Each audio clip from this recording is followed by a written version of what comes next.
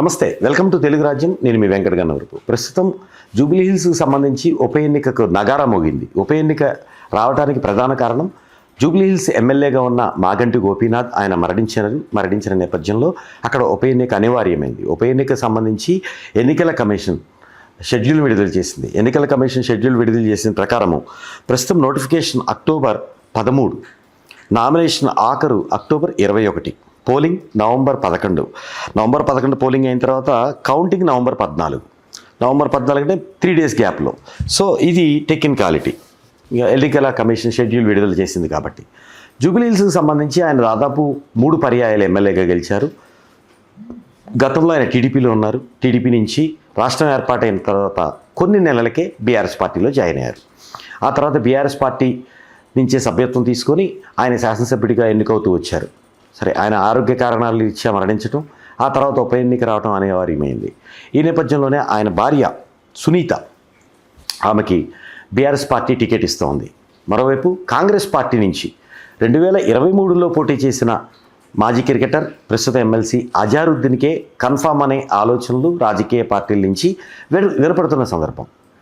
So BJP నుంచి ఇంకా అభ్యర్థులు తెలియరాలేదు. ఈ నేపథ్యంలో ఖచ్చితంగా అక్కడ సానుభూతి ఓట్లతో బీఆర్ఎస్ పార్టీ గెలుస్తామని ధీమా వ్యక్తం చేస్తోంది. ఈ ధీమా వెనక కొన్ని కారణాలు ఉన్నాయి.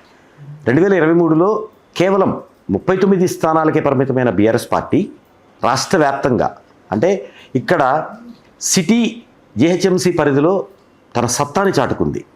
ఓటమి పాలై ప్రతిపక్షంలో కూర్చున్నప్పటికీ కూడా జీహెచ్ఎంసీ పరిధిలో పటిష్టమైన సీట్లను సాధించుకుంది.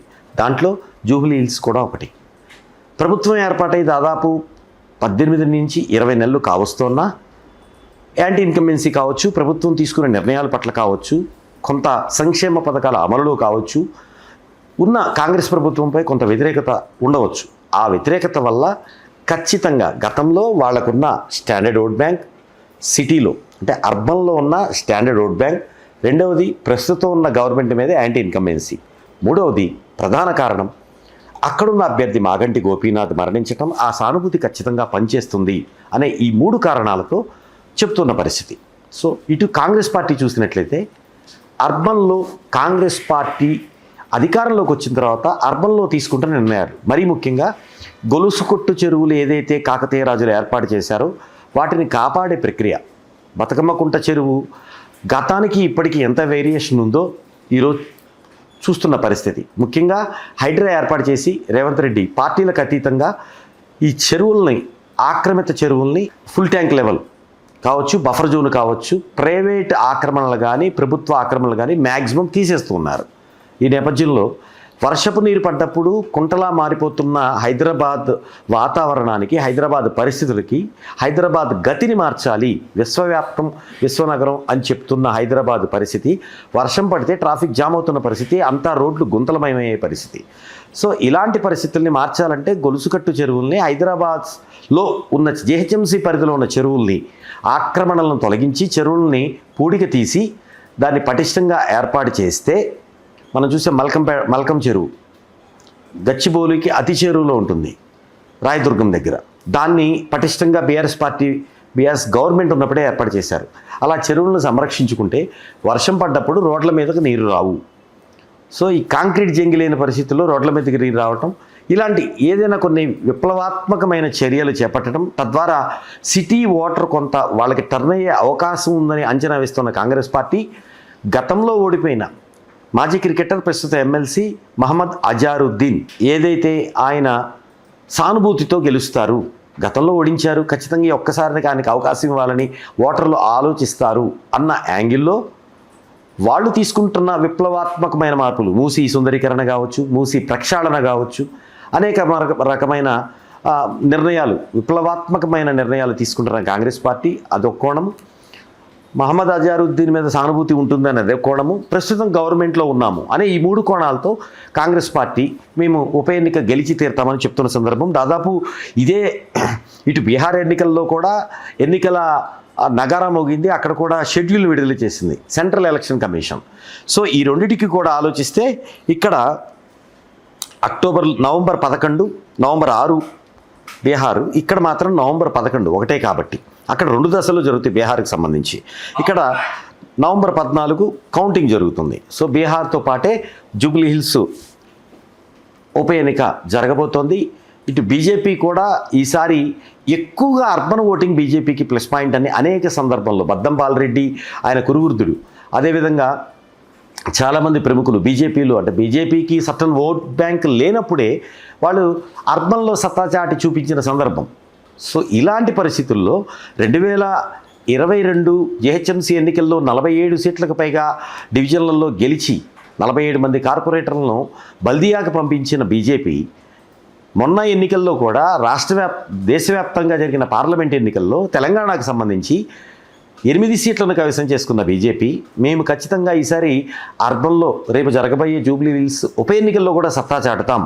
బీజేపీలో మరీ ముఖ్యంగా అభ్యర్థి ప్రభావం చాలా తక్కువ ఉంటుంది. జాతీయ పార్టీల్లో అభ్యర్థి ప్రభావం చాలా తక్కువ ఉంటుంది. పార్టీ ప్రభావం ఎక్కువగా ఉండి ఓట్ బ్యాంక్ జరిగేది బీజేపీకి.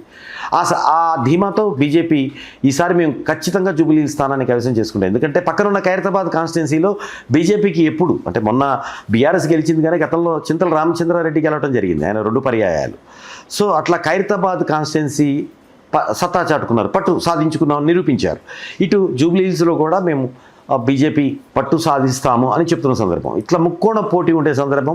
ఈ పోటీలో తోసిరాజని ఎవరు పక్కకెళ్ళిపోతారు, ఎవరు కుర్చీలో కూర్చుంటారనేది నవంబర్ 14వ తారీఖు కౌంటింగ్ అయిన తర్వాతే మనకు తెలుస్తుంది.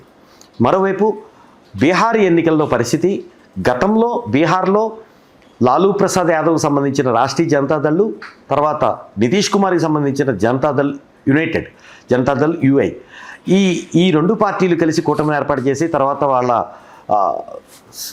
ప్రయాణం ఎంతో దూరం జరగలేదు, ఎంతో కాలం ఉండలేదు. ఆ తర్వాత లాలూ పక్కకి వెళ్ళిపోయి కాంగ్రెస్లో కలిశారు, ఈయన ఎన్డీఏలోనే కంటిన్యూ అయ్యారు.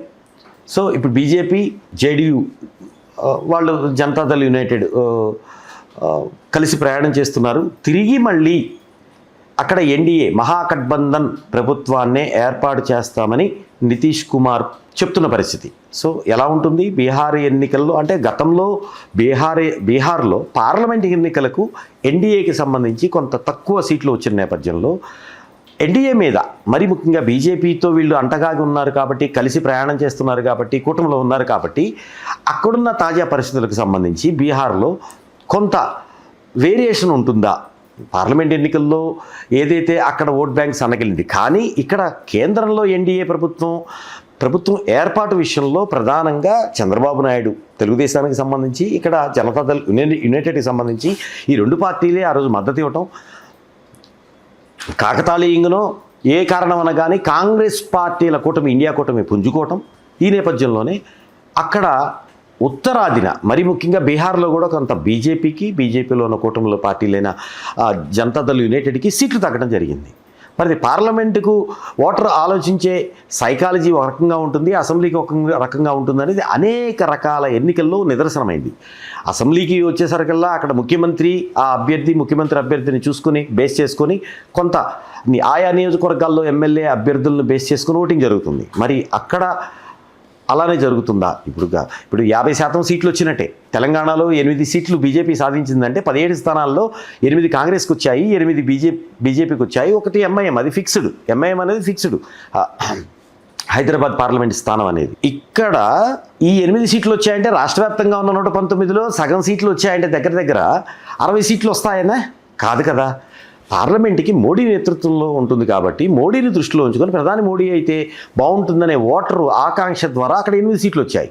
కానీ అదే బీజేపీకి రేపు పార్టీ కైవసం చేసుకుంటుందా రేపు జరగబోయే 2028 ఎన్నికల్లో? ప్రశ్నార్థకమే. సో నితీష్ కుమార్ కూడా రేపు నితీష్ కుమార్ని బేస్ చేసుకుని ఎన్నిక జరుగుతుంటుంది కాబట్టి ఆబ్వియస్లీ ఆయనకి ఓట్లు పడే అవకాశం ఉంది. కానీ ఇక్కడ ఇంకొక కాంట్రడిక్షన్ ఏంటంటే కాంగ్రెస్ పార్టీ కూటమిలో లాలూ ప్రసాద్ యాదవ్ ఉన్నారు. కొంత సానుభూతి పెరిగి ఇన్నాళ్ళు చూసాము బీజేపీని, ఎన్డీఏని, మహాగఠబంధన్ని. ఈసారి కాంగ్రెస్ నేతృత్వంలోని ఇండియా కూటమిని, అదేవిధంగా లాలూ ప్రసాద్ యాదవ్ గతంలో ముఖ్యమంత్రి చేశారు, కేంద్ర మంత్రి చేశారు.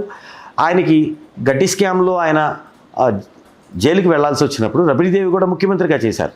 మళ్ళీ కొన్ని సంవత్సరాల తర్వాత మళ్ళీ ఆయన నేతృత్వంలోని పార్టీకి అందరం ఎక్కిస్తారా?